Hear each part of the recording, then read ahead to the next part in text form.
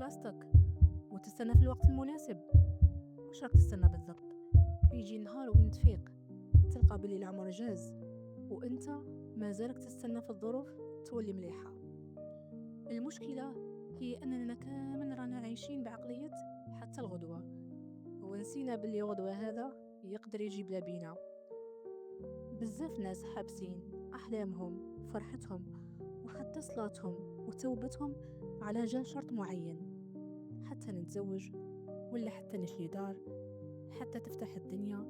هذا التأجيل هو أكبر عدو للنجاح، وهو اللي يخلي الندم يجي في وقت ما ينفع فيه والو. تعلم بلي الوقت المناسب هو الآن. ابدأ باللي عندك وفي البلاصة اللي راك فيها. السعادة ماشي محطة نوصلوا لها، السعادة هي الطريقة اللي نمشوا بيها. الحياة هي اللحظة اللي راك تعيش فيها درك، ماشي اللي راك تستنى فيها.